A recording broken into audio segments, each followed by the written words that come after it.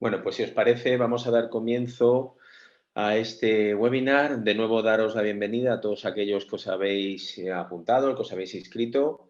Y bueno, pues como ya sabéis, lo que vamos a tratar hoy es un tema enormemente importante, por un lado, por el volumen de pacientes o de personas que vemos en esta situación en las consultas de consejo genético, y luego también porque este área del manejo de estas mujeres con síndrome de Lynch en cuanto a, como digo, ese manejo del riesgo de cáncer ginecológico que tiene, pues tiene un par de opciones muy importantes donde se ha publicado mucha evidencia y que, bueno, pues vamos a intentar plasmar de una manera muy pragmática cuál es el nivel de conocimiento que tenemos para cada una de las áreas, seguimiento versus cirugía profiláctica, y para eso tenemos la enorme suerte de tener con nosotros, como se suele decir en el ámbito taurino, dos primeros espadas de este tema, que son el doctor Enrique Lastra y el doctor Ignacio Blanco.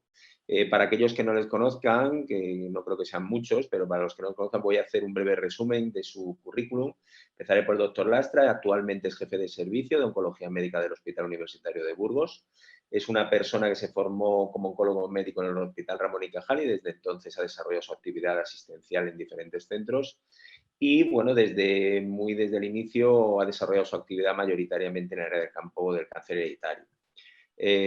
Ha colaborado y colabora de manera muy activa con la sección de cáncer hereditario de la SEON y además bueno, es investigador, tanto colaborador como IP, en diferentes proyectos que tienen que ver con el cáncer hereditario a nivel competitivo.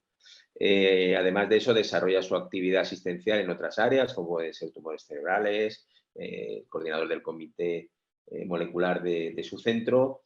Y bueno, este área del cáncer digestivo hereditario pues es una de las áreas en las que probablemente más ha desarrollado su labor. También ha participado de manera activa en guidelines o documentos de consenso de la Sociedad Española de Oncología Médica al respecto del cáncer hereditario. Darte la bienvenida, Enrique, y muchísimas gracias por estar esta tarde aquí y compartir con todos tu experiencia y tu conocimiento sobre este tema. Y luego el doctor Ignacio Blanco. El doctor Ignacio Blanco es doctor en medicina por la Universidad Autónoma de Barcelona, especialista en cirugía general y digestiva y es máster en gestión y alta dirección de servicios sanitarios por la Universidad Autónoma de Barcelona. En este momento es jefe del servicio de genética clínica del Hospital Germán Trias y Pujol y director clínico del laboratorio clínico de la Metropolitana Nord del Instituto Catalán de Salud. Aparte de tener diferentes cargos como coordinador en áreas de enorme interés y centros de referencia y grupos europeos y nacionales en cuanto a determinados procesos hereditarios, pues bueno, tiene un especial interés, yo creo, en el área que tiene que ver con la neurofibromatosis, quizás es una de sus áreas de más desarrollo, pero como buen cirujano y experto en el área de genética, pues le interesa, siempre ha interesado muchísimo el campo del cáncer digestivo hereditario y ha participado, como digo, en consensos y reuniones internacionales que han servido para establecer protocolos o guías de manejo a nivel nacional e internacional. También darte las gracias, Ignasi, por estar hoy aquí con nosotros y compartir tu experiencia y tu conocimiento.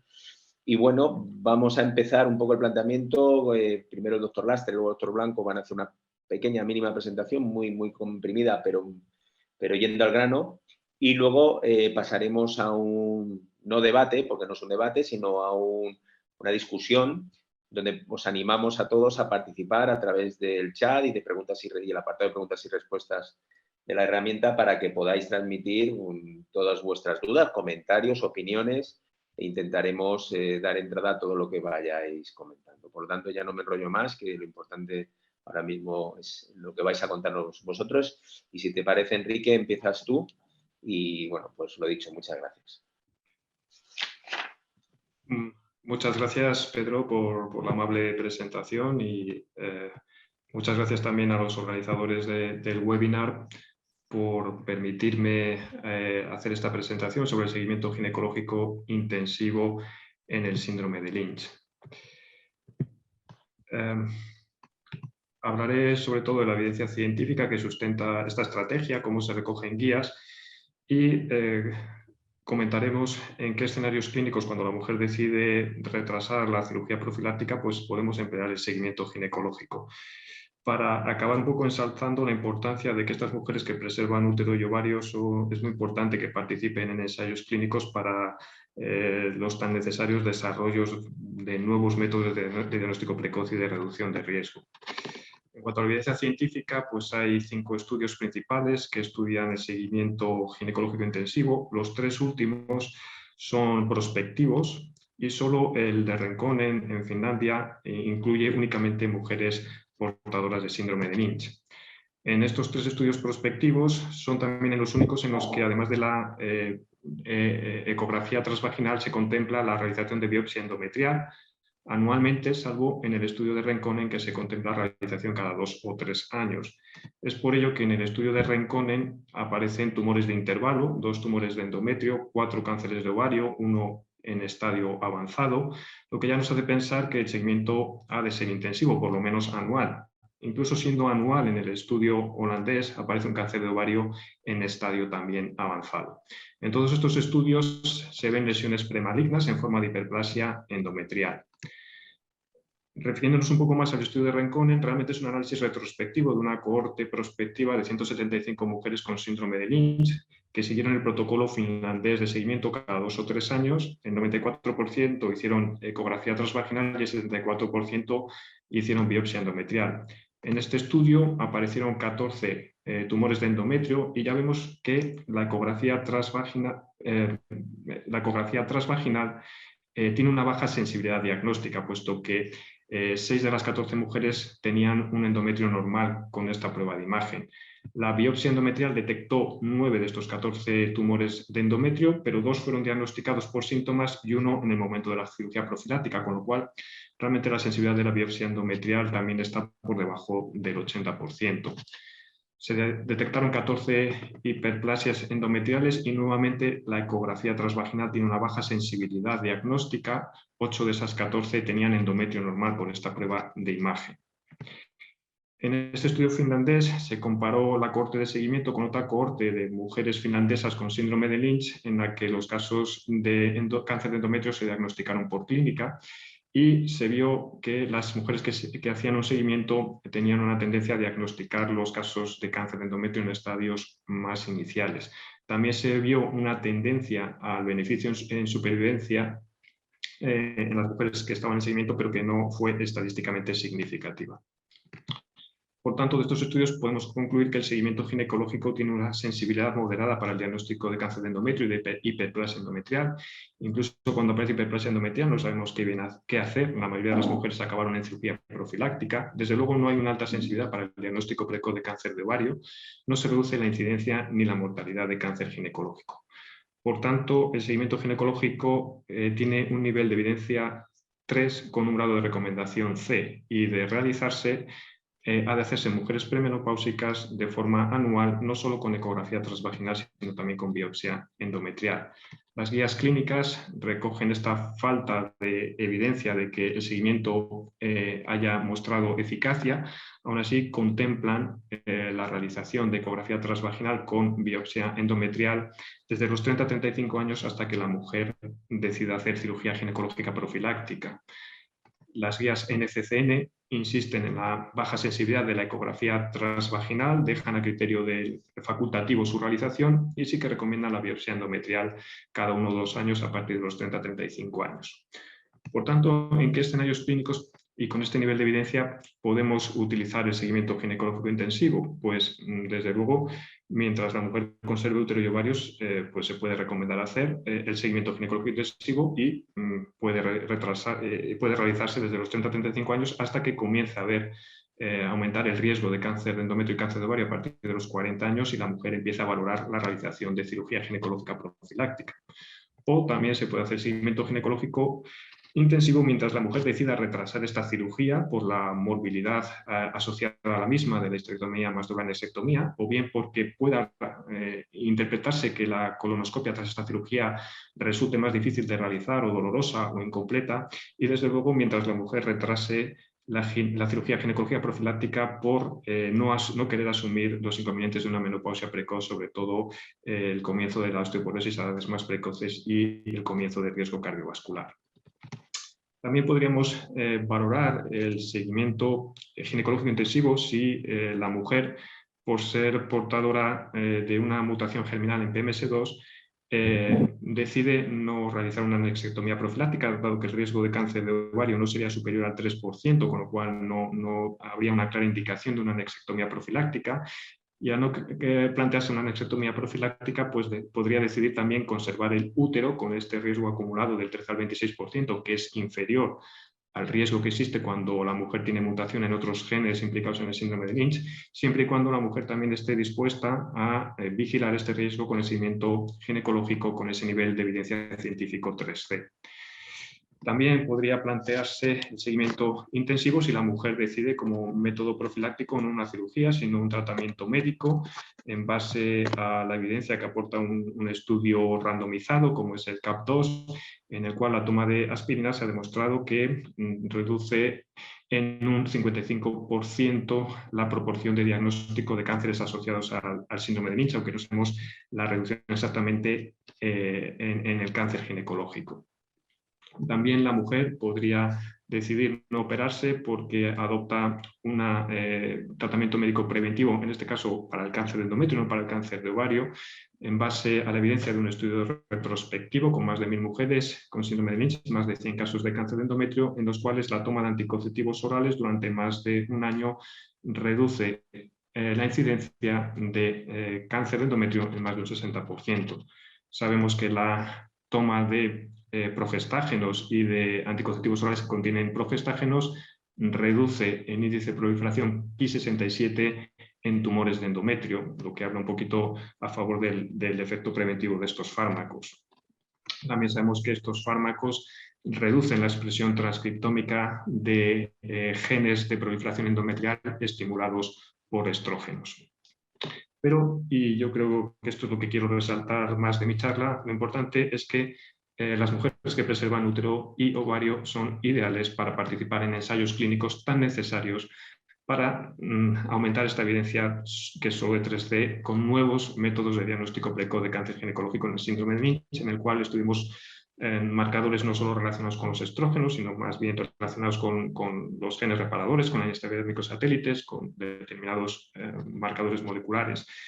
También estas mujeres son un nicho adecuado para desarrollar nuevas tecnologías que nos pueden ayudar al diagnóstico precoz en cáncer ginecológico, como es la biopsia líquida, en la cual podemos tratar de buscar alteraciones genómicas en DNA y en RNA tumoral circulante, en exosomas que puedan servir de biomarcadores para el diagnóstico precoz de cáncer ginecológico.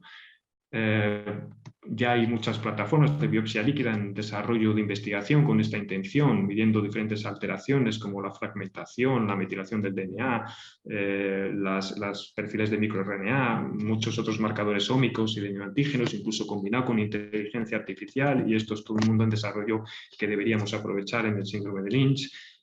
Quizás la validación de estas plataformas de biopsia líquida debería tener una validación clínica, primero demostrando que esas alteraciones genómicas son muy específicas de cáncer de endometrio y de cáncer de ovario, y después progresar a una validación de utilidad clínica en la cual estas plataformas las usemos en mujeres portadoras de síndrome de Lynch y comprobemos que se aumenta el porcentaje de diagnósticos en estadios precoces, el porcentaje de tratamientos locorregionales con un impacto positivo en supervivencia. Posiblemente también haya que combinar estos paneles con TAC-PET, biopsia endometrial, para aumentar la especificidad y reducir los falsos positivos. También las mujeres que deciden hacer seguimiento pues también son ideales para desarrollar nuevos fármacos que sirvan de prevención en el síndrome de Lynch. Sabemos que las lesiones premalignas en el síndrome de Lynch van adquiriendo un fenotipo hipermutador y a medida que lo adquieren van desarrollando mecanismos de evasión de la respuesta inmune. Estos mecanismos los podemos bloquear desde el principio con vacunas anti-PD1, anti-PDL1, anti-LAC3, que podrían tener un efecto preventivo y evitar la aparición de cáncer, ¿no? Sobre todo con fármacos que vamos a emplear en sujetos sanos, pues serían interesantes fármacos un poco tóxicos, por ejemplo los inhibidores LAC3 que en fases 1 no han demostrado toxicidad limitante de dosis. Por tanto, simplemente recordar que el seguimiento ginecológico intensivo tiene un nivel de evidencia científica 3C, que hay escenarios clínicos en los que lo podemos utilizar, pero que yo siempre en estas mujeres procuraría fomentar la participación en ensayos clínicos para investigar métodos de diagnóstico precoz y de reducción de riesgo. Gracias.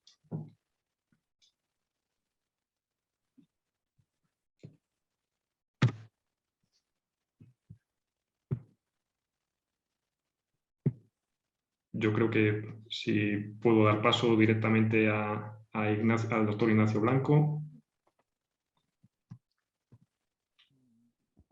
Creo que estáis viendo mi presentación, ¿verdad? Sí. Sí. Vale. Bueno, pues voy a empezar en primer lugar a agradecer al doctor Pedro Pérez Segura por la amable invitación, igual que a los organizadores, tal y como decía el doctor Lastra.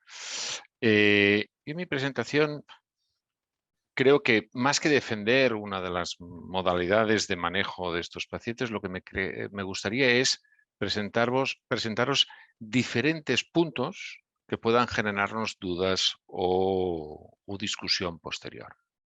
Creo que no tenemos que entrar más al debate sobre si existe un riesgo de desarrollar tumores o no en el síndrome de Lynch. Es algo que es evidente que los pacientes portadores de mutaciones en los genes reparadores presentan un mayor riesgo de desarrollar tumores y hoy hablamos de los tumores ginecológicos. Lo que sí que probablemente cuando buscamos en la bibliografía vamos a encontrar gran dispersiones en cuanto al riesgo real asociado, dado que dependerá de la muestra de la cual partamos. Inicialmente, las muestras tenían un bias de selección porque incluíamos a los pacientes que ya venían diagnosticados de tumor y por lo cual el riesgo era muy elevado. A día de hoy empezamos a tener series prospectivas de pacientes portadores que nos están dando una luz más adecuada sobre el riesgo asociado.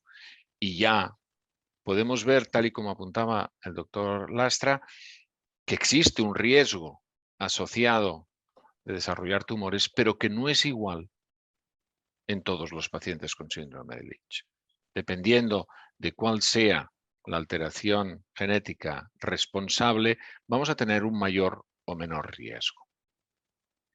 Lo podemos mirar en formato global o bien concretamente en el área ginecológica. Y como veis aquí, existe un riesgo significativo de desarrollar cáncer de ovario, sin embargo, este es muy superior en el MLH, en MSH2 y en MLH1 que en el resto de genes. Y lo mismo para el cáncer de endometrio. Por lo cual, cuando nos planteemos toma de decisiones, habremos de aportar también esta información a la paciente. Una vez tenemos una paciente diagnosticada de síndrome de Lynch, ella tendrá que decidir si va por una actitud más conservadora, llamémosla, realizando seguimiento, o más agresiva con una cirugía profiláctica. Y al igual que en todas las situaciones, estamos en el conflicto y en la toma de decisiones y lo mejor es que evaluemos las diferentes opciones. Nuestro trabajo en las unidades de asesoramiento genético es ofrecer a los pacientes la información de la forma más objetiva posible para que nuestros pacientes puedan tomar decisiones informadas. Una de las realidades que ya también tenemos es que existe el tumor que es asintomático. Pacientes, tenemos esta primera serie publicada en aquel momento solo con 76 pacientes, en los cuales pacientes que se intervenían de forma profiláctica asintomática, pues presentaban tumores, tanto de endometrio como de ovario. Esa era una serie pequeña. Hoy en día, nuestros compañeros del Instituto Català de Oncología, por ejemplo, acaban de publicar su serie de seguimiento de más de 976 pacientes afectos de síndrome de Lynch y en ella han podido observar que en un grupo de pacientes que se sometieron a cirugía profiláctica, pues hasta en un 6% de las pacientes que se sometían a esta cirugía presentaban cáncer de endometrio. En su serie no han encontrado ningún cáncer de ovario cuando han hecho cirugía profiláctica, pero la realidad es que no podemos estar seguros que el seguimiento nos ofrezca una imposibilidad de desarrollar tumores. Los compañeros del ICO tienen hoy en día unas gráficas de riesgo dependiendo del órgano, no la tienen separada por genes, probablemente por el número de pacientes, pero sí que la paciente podrá tomar decisiones no solo de las medidas a tomar, sino también de a qué edad deberían tomarse estas medidas, dado que el riesgo no es igual cuando se tiene 20 años que cuando se tiene 40 o 50 años. Empezamos a tener ya también metaanálisis que realizan una evaluación de los trials presentados, como decía Enrique. Y bueno, pues las medidas de seguimiento no están demostrando una alta sensibilidad o especificidad. Y así pues, por ejemplo, en este metaanálisis, lo que se demuestra es que la biopsia endometrial tiene una sensibilidad del 57%. Lo podremos poner más en positivo, más en negativo. En la ecografía transvaginal, una sensibilidad del 34%. Y si hablamos del screening de ovario, pues asociando ecografía e identificador de marcadores, una sensibilidad del 54%. Y estos son los datos que debe conocer nuestra paciente. En nuestros estudios evaluados en este metaanálisis, más o menos aparecen los datos que también nos presentaban los compañeros del ICO. Un 5,8% de cáncer de endometrio incidental y más o menos un 0,5% de cáncer de ovario. Estos autores lo que nos dicen es que realmente hay una evidencia bastante limitada que abogue a realizar solo un screening del cáncer, de cáncer en el síndrome de Lynch. Pero también, como apuntaba Enrique, es muy importante poder realizar estudios randomizados, porque no los tenemos, sobre si diferentes estrategias de cribado más selectivo pudieran mejorar o no estos datos. Hasta que no tengamos esto, pues probablemente la cirugía reductora de riesgo parece que sea lo más eficiente para reducir el riesgo de cáncer. Si nos quedamos con estos datos, probablemente no estaríamos haciendo una visión completa del problema. ¿Qué calidad de vida presentan las pacientes que se someten a cirugía o qué calidad de vida tienen las pacientes que deciden un seguimiento? Es una pregunta que hemos de realizarnos. Os traigo este estudio en la que, hombre, la mayoría de las pacientes que habían sido sometidas a una cirugía profiláctica, bueno, comentan que están bien, que no han tenido grandes problemas, que hayan influido en su calidad de vida. Sin embargo, sí que hay un efecto positivo por parte de la cirugía. La mayoría de las pacientes comentan que se les ha reducido su preocupación por cáncer. Y además, han podido aumentar algunos estilos de vida saludable. Pero también muchas de estas pacientes refieren, cuando se les pregunta directamente, que han tenido efecto negativo sobre su calidad de vida. Sobre todo, en lo que hace a la aparición de unos síntomas de menopausia precoz y de función sexual. Muchas veces las pacientes no nos lo van a decir en una primera instancia, pero si exploramos, veremos que tiene consecuencias en sus relaciones. Y también estas pacientes en este estudio de calidad de vida nos informan de que cuando han sido informadas de una forma adecuada, antes de la cirugía, de las posibles consecuencias, de los posibles tratamientos para poder disminuir los efectos secundarios, y cuando hacemos un buen acompañamiento postquirúrgico, la calidad de vida es muy superior. Y cómo no, a los que nos toca estar en áreas a veces de gestión, pues tampoco nos tenemos que olvidar del dinero. ¿Realmente la cirugía permite disminuir el coste o no del manejo de estas pacientes? Y bien, ya empezamos a tener estudios que demuestran que si ofrecemos, por ejemplo, la cirugía profiláctica a partir de los 40 años, pues tenemos una mejora a nivel económico con aproximadamente una mejoría en 0,5 de estos QALYs que muchas veces hablamos, ¿no? De ganancia de calidad de vida. Lo que no queda claro es si hay un beneficio empezando la cirugía profiláctica antes de los 40 años, sobre todo por sus consecuencias sobre la menopausia precoz. Y ya lo que quisiera traer ahora a final para que podamos discutir es nuevamente lo que os comentaba al principio. A día de hoy empezamos a tener datos que nos indican que el riesgo no es igual para los pacientes portadoras de variantes en MLH1, MSH2 o PMS2 o MSH6. Queda claro que las pacientes portadoras de mutaciones en MLH1 y MSH2 son aquellas que presentan un mayor riesgo de desarrollar tumores, que las pacientes con MSH6 parecen tener además una predilección por un riesgo más localizado a nivel endometrial y tal como apuntaba también Enrique en su charla, no existe una clara evidencia de un riesgo incrementado en pacientes portadoras de genes, de alteraciones en PMS2. Por ello, ¿vale?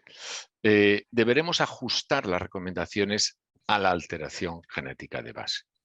Y a todo esto, otra de las cosas que podemos informar a nuestras pacientes es que la supervivencia asociada a los tumores que aparecen en el contexto del síndrome de Lynch es superior al 80%. Por lo cual no estamos hablando de la misma situación que, por ejemplo, podríamos tener un cáncer de ovario fuera del contexto del síndrome de Lynch. Nuevamente, estas son las gráficas del riesgo asociado y este estudio de la cohorte prospectiva también nos demuestra que realizar una cirugía de reducción de riesgo antes de los 40 años no parece ofrecer un beneficio importante y que deberemos poder informar bien a nuestras pacientes para que valoren el riesgo y el beneficio asociado a la cirugía profiláctica, sobre todo si son portadoras de mutaciones en PMS2 o MSH6. Y con esto creo que me gustaría que pudiéramos entrar en discusión y si Pedro quieres un poquito moderar las preguntas. Muy bien, pues muchísimas gracias a los dos. Yo creo que habéis ido absolutamente al núcleo del tema. Y bueno, de entrada a mí se me ocurren un montón de cosas a discutir, lógicamente en un tema que está todavía mucho por solucionar, ¿no? Pero bueno, yo creo que probablemente habéis dado una serie de pinceladas que pueden ser muy interesantes. Por ahora parece que no hay ninguna pregunta en el chat ni en las preguntas y respuestas. Entonces voy a preguntaros yo, porque bueno, ya teneros aquí es una suerte y os voy a plantear. Bueno, yo lo primero me gustaría hacer un poquito para aquellas personas que a lo mejor no tienen mucha experiencia en el tema del asesoramiento genético o simplemente no hacen actividad en asesoramiento genético y les interesa el tema. De unos años para acá sí que vamos teniendo una información que nos puede ayudar un poquito a poder hacer un asesoramiento más personalizado a las mujeres con mutaciones o con síndrome de Lynch respecto a hace unos años, ¿no? Es decir, esos datos que habéis mostrado de edad, gen afecto, por supuesto que deseos de la paciente, etcétera, nos pueden ayudar al menos a plantearles distintos escenarios, ¿no? Yo creo que la paciente no solo es portadora y le aplicamos una información de riesgos con unas horquillas tremendas, donde la paciente toma una decisión que le puede cambiar la vida para siempre, en bueno y en malo, y ahora podemos un poquito ir acotando, ¿no? Entonces, a ese respecto, yo os quería, por un lado, plantear, y es una cuestión para los dos, o sea que por favor quisiera conocer vuestros dos planteamientos. Por ejemplo, hay un tema, por ir de aspectos más macros a luego temas más concretos. Habéis hablado con frecuencia del tema de hacer estudios randomizados. Es decir, esto es un problema, es una necesidad imperiosa, eso lo tenemos clarísimo, en medicina en general, pero en este área más. Entonces, claro, cuesta bastante saber cómo se puede diseñar o qué capacidad de reclutamiento, mejor dicho, puedes tener en un ensayo donde randomices a las pacientes a cirugía versus seguimiento, ¿no? Ese es el primer tema. Si vosotros tenéis alguna percepción de esto. Y lo segundo, sí puedo entender que se hagan estudios randomizados en mujeres, por ejemplo, que deciden hacer seguimiento y comparar a lo mejor diferentes esquemas de seguimiento o tomas de muestras con más frecuencia. O bueno, un poco cuál es vuestro punto de vista al respecto de la investigación randomizada, los ensayos randomizados en esta población. Sí. Bueno, Enrique, si quieres tú empezar, sí. Sí, bueno, siempre la randomización, yo creo que en cáncer hereditario casi siempre ha planteado un cierto dilema ético, ¿no? Sobre todo, pues bueno, en el síndrome de Lynch, donde yo creo que los resultados de la cirugía ginecológica pues son claramente reductores de riesgo y hay una medida que claramente yo creo que tiene un nivel de evidencia superior, pues randomizar a las mujeres con síndrome de Lynch a cirugía ginecológica o a seguimiento implica un cierto conflicto ético, ¿no?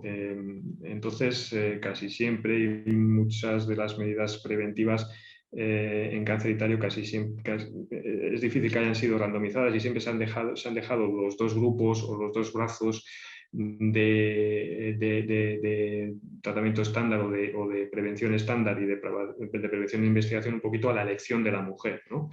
Entonces, pues bueno, pero sí que es verdad que eso supone ya disminuir un poco de entrada la calidad de los estudios, pero siempre hay ese problema, yo creo, ético de entrada.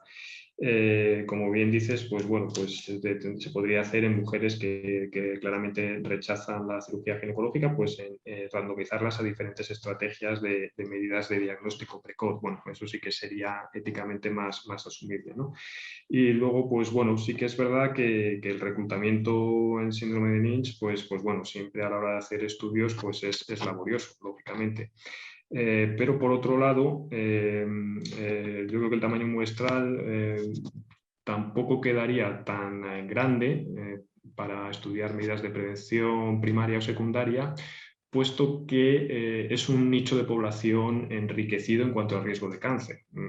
Todo portador de una mutación germinal en gen reparador de DNA va a tener más de un 15% de riesgo acumulado a lo largo de la vida de desarrollar cáncer, que ya te permite el tamaño muestral ir reduciéndolo, ¿no? Con lo cual, pues bueno, si se puede hacer randomización, sí, y el tamaño muestral, yo creo que en un nicho enriquecido con riesgo de cáncer sí que se puede alcanzar como para ser factibles los estudios. Totalmente de acuerdo con Enrique. Es decir, yo sobre todo lo he apuntado porque a la paciente cuando le informemos tenemos que comentarle que no existen este tipo de estudios randomizados y debe saberlo. En cuanto a hacerlos, el tema ético es evidente, es lo que comentaba Enrique, pero probablemente si conseguimos cohortes prospectivas mucho más amplias, ¿vale? En la que utilicemos la intención de, no solamente lo que se hace, sino cuál es la intención, porque hay pacientes que quieren hacer una cirugía profiláctica, pero por diferentes motivos no la pueden hacer, ¿vale? Podremos empezar a tener algunos datos superiores. Y, como decía también Enrique, ostras, si hay pacientes que deciden no cirugía y deciden seguimiento, estas sí que probablemente algunas nuevas modalidades de cribado se puedan analizar de forma randomizada. Muy bien, tenemos un par de preguntas, por lo menos. Rubén os pregunta, dice, bueno, gracias por las presentaciones. Una pregunta, en el caso del menor riesgo asociado a los casos PMS2 mutados, ¿podría deberse a la mayor dificultad de estudio de ese gen? A priori no.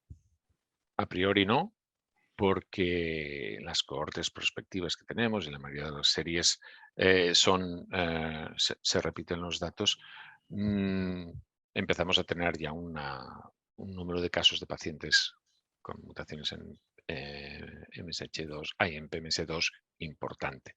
Sí que es cierto que podría haber un bias de selección de los pacientes, porque los pacientes en los que encontramos mutaciones en PMS2 tienen un fenotipo diferente. Son pacientes que hacen cáncer de colon a edades más altas, etc. Pero no creo, en mi opinión, no creo que sea debida a una dificultad del estudio del gen. Sí, yo estoy de acuerdo con Ignacio, vamos, que yo creo que hay unas cohortes europeas muy numerosas con un número importante de portadoras y también cohortes americanas, y yo creo que la evaluación de riesgos es bastante ajustada y real. Tenemos otra cuestión de David que pregunta, buenas tardes, ¿a partir o desde qué edad, hasta qué edad proponéis, o a partir de qué edad, mejor dicho, proponéis parar el seguimiento o realizar un seguimiento menos estricto, o por el contrario, sois partidarios de hacer un seguimiento de por vida? Hombre, yo creo que una vez la mujer alcanza la edad de menopausia, yo creo que ya no sé si el seguimiento, el no optar por una cirugía profiláctica, pues no sé si tiene ya mucho sentido, ¿no? Yo creo que bueno, puede seguir optando por no realizarla, por las comorbilidades, la dificultad de la colonoscopia posterior, otros aspectos, pero bueno, yo creo que es un poco ya una propuesta menos atractiva, ¿no? El seguimiento a partir de la menopausia. Pero bueno, si la mujer sigue desestimando otras medidas preventivas, pues yo continuaría el seguimiento y siempre, bueno, pues está la discusión de hasta cuándo, ¿no? Aunque sí que es verdad que también la poca evidencia que hay de los seguimientos, sobre todo es en mujeres premenopáusicas, ¿no? A partir de los 35 años no ponen límite superior. Por mi parte también de acuerdo con Enrique. No lo hemos comentado en las presentaciones, pero creo que es obvio que tenemos que tener en cuenta también tanto la experiencia de la paciente como la historia familiar, ¿no? De cara a ver si existe algún otro factor modificador del riesgo. Pero si una paciente es portadora, no opta por la cirugía profiláctica y tiene una buena calidad de vida, independientemente de la edad, creo que habríamos de hacer un seguimiento informándole de la baja sensibilidad y de la baja expectativa del mismo, ¿vale? Pero no les dejaría fuera del seguimiento. Y haríais un seguimiento de protocolizado completo, es decir, ecografía, histeroscopia. Informando de la baja sensibilidad que existe, ¿vale? Es decir, creo que tenemos que ser la paciente tiene que ser consciente de que hay un peligro de falsa sensación de seguridad al hacerse estas exploraciones complementarias, ¿no? Eso lo debemos de decir y yo aplicaría el protocolo completo.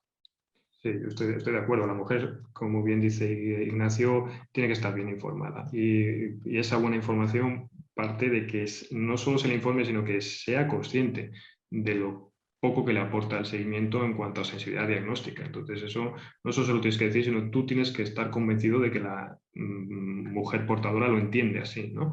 Y yo insisto, si logra entenderlo, yo creo que bueno, pues habría que hacer un poco un esfuerzo colaborativo por desarrollar ensayos clínicos para este tipo de mujeres, que sí que las hay, que siguen desarrollando medidas de prevención primaria y siguen optando por seguimiento. Tenemos otras dos preguntas. Una es de Javier. Buenas tardes, gracias por las excelentes charlas. ¿Qué opinión tenéis respecto al cribado poblacional de mutaciones de predisposición al síndrome de Lynch y por extensión al cáncer hereditario? ¿Y qué tendría que ocurrir para que pudiera implementarse? Bueno, pregunta del millón, Javier. Vamos a ver. No hemos de olvidarnos de en qué sistema sanitario nos encontramos y de cuál es la la prevalencia real de mutaciones en la población general. Creo que todavía no hemos alcanzado el cribado universal de los pacientes que tienen cáncer de colon para identificar cuáles son portadores o no de mutaciones en la vía del MMR. Yo primero intentaría cumplir el análisis de estos pacientes antes que al cribado poblacional. Y sí que te añadiría otra cosa. Si queremos un cribado poblacional, hemos de asegurar un buen asesoramiento previo y posterior de todo paciente que se quiera someter a este cribado.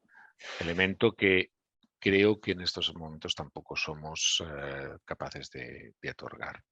Esa es mi opinión. Sí, yo creo que coste efectivo no resultaría.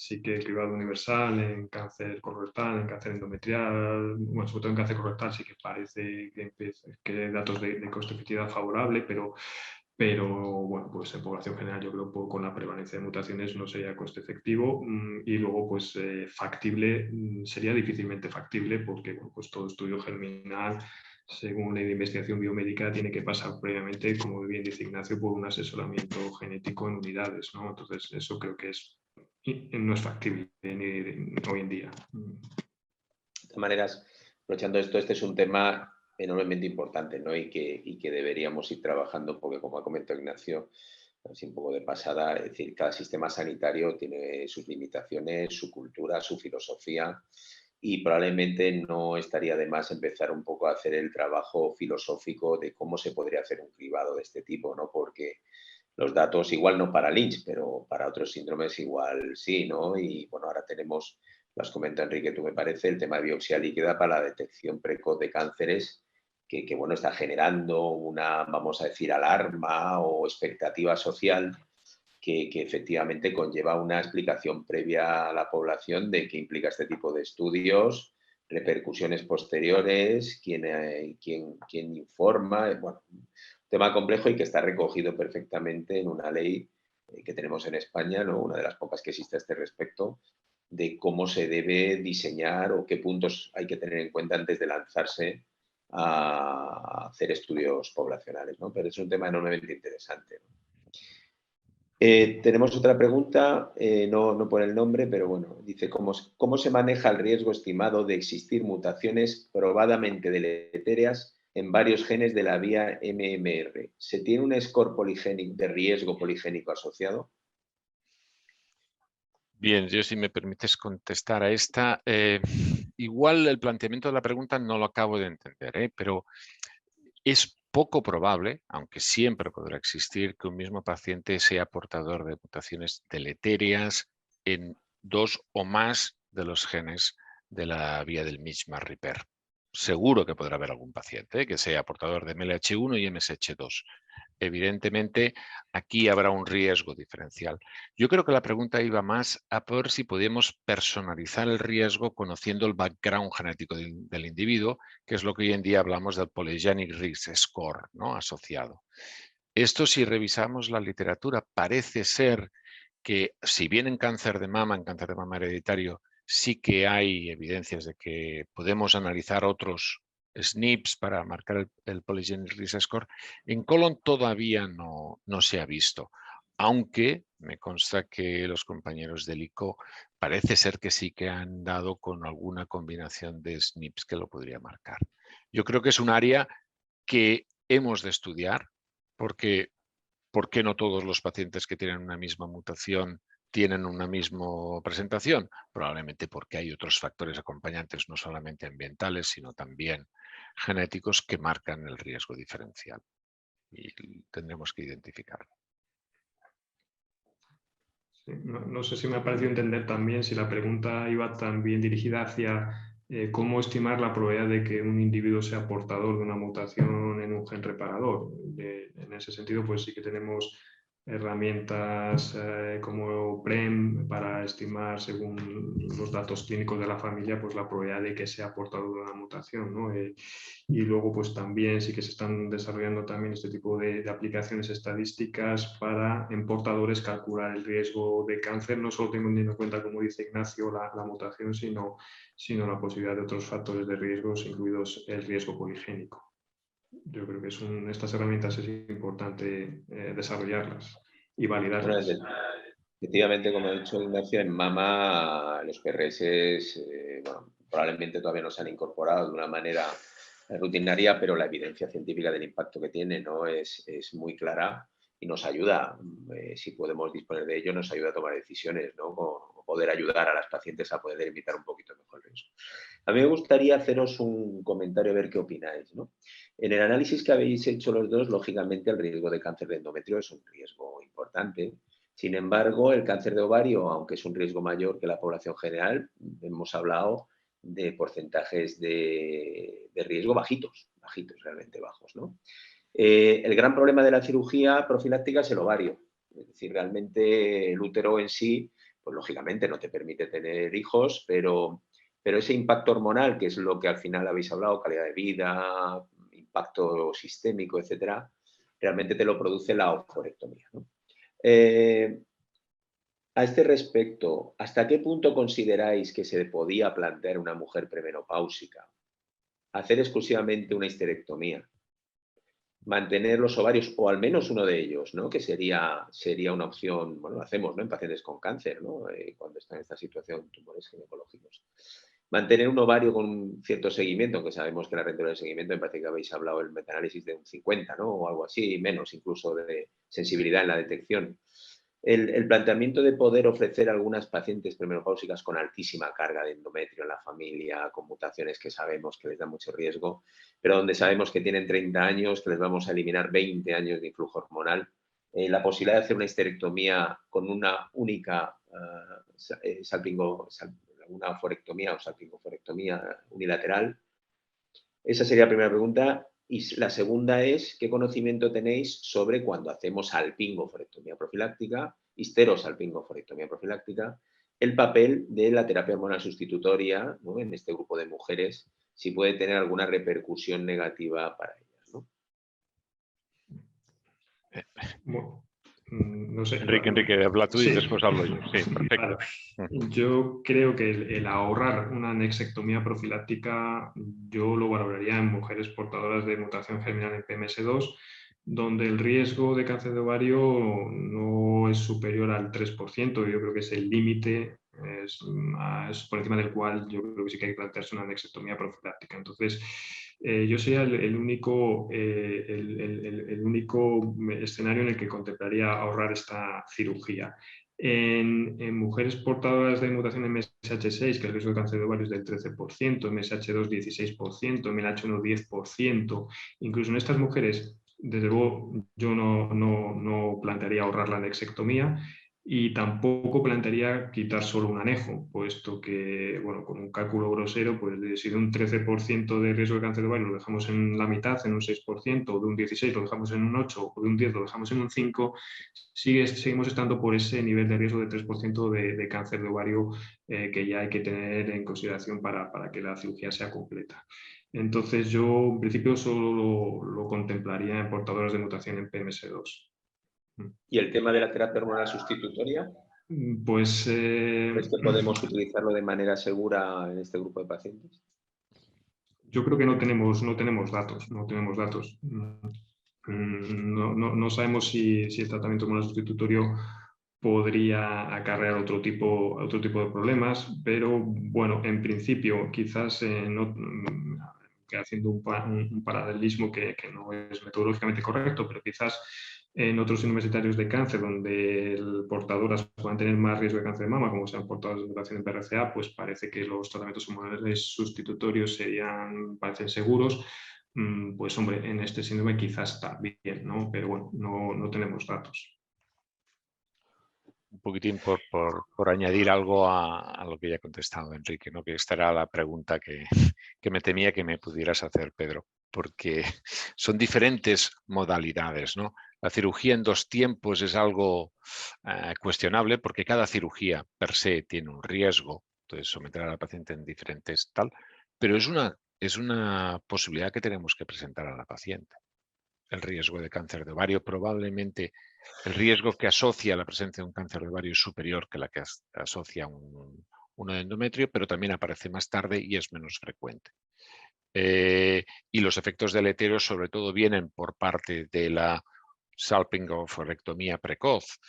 Entonces, yo creo que nuevamente, ¿no? Es una discusión con la paciente delante, es plantear diferentes opciones. Si hay una historia familiar importante, endometrio, la paciente presenta una preocupación importante, es portadora en el H1 y tiene 40 años, pero quisiera no tener los síntomas, podría ser planteable, ¿eh? Una cirugía en 2 tiempos o una cirugía con una salpingectomía unilateral. Y en relación al tratamiento sustitutorio, como decía Enrique, no tenemos todavía unas claras evidencias, pero hay algunos reports que indican que, a diferencia de lo que ocurre en el cáncer de mama y ovario, aquí no existen unos riesgos mucho más incrementados de cáncer de mama, siempre y cuando no se prolongue el tratamiento hormonal sustitutorio más allá de la edad hipotética en la que tendríamos que finalizarlo. Pero necesitaremos más datos. Bueno, pues yo creo que hemos cumplido el tiempo. Daros las gracias a vosotros dos, por supuesto, por haber hecho un esfuerzo enorme de síntesis y de ir a los aspectos prácticos y aportar vuestra experiencia, que es enorme. Más de 20 años dedicados a este tipo de actividad. Y por supuesto agradecer muchísimo a los participantes que han estado ahí, que han participado además activamente, a la Fundación ECO por la organización y por supuesto a Health Code por el soporte para poder hacerlo. Esto os esperamos en los siguientes webinars, que iremos tratando otros temas como aspectos éticos, aspectos menores o otros manejos de otros cuadros hereditarios y que esperamos que sean útiles y de interés para todos vosotros. Buenas tardes. Muchas gracias a vosotros. Gracias. Gracias, Enrique. Ignacio, muchísimas gracias. Hasta luego.